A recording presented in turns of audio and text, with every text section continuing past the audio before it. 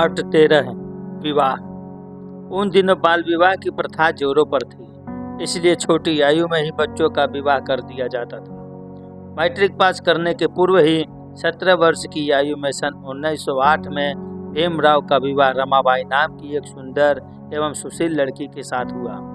विवाह के समय रमाबाई की आयु मात्र 9 वर्ष ही थी। रमाबाई और भीमराव का विवाह बिना किसी दिखावे के तथा बहुत सादगी के साथ हुआ था। विवाह स्थल बम्बई के भाईखला का मछली बाजार था।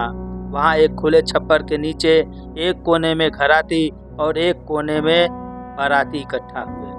छप्पर के नीचे नाली में गंदा पानी बह रहा था।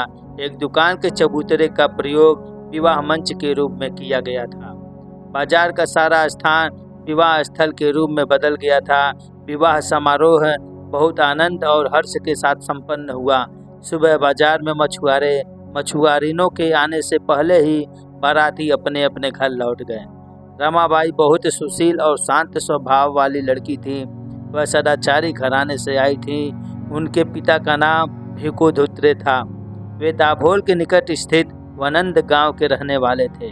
बचपन में ही रमाबाई के माता पिता चल बसे थे। उनका और उनके भाई बहनों का पालन पोषण उनकी चाची और मामा ने किया था। रमाबाई के एक भाई का नाम शंकर धुत्रे था। बाबा साहेब रमाबाई को प्यार से रामू कहकर पुकारते थे। आज सारा समाज उन्हें रमाई नाम से पुकार कर ससम्मान याद करता है।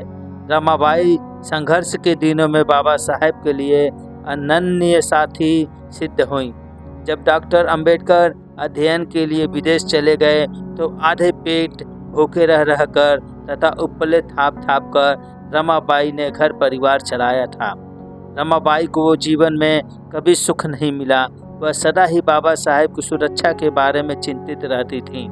सन 1924 तक उन्हें 5 संतानें हुई थी, किंतु यशवंतराव को छोड़कर शेष चारों बच्चे केवल 2-2.5 वर्ष की अल्पायु में ही मृत्यु को प्राप्त हो गए थे।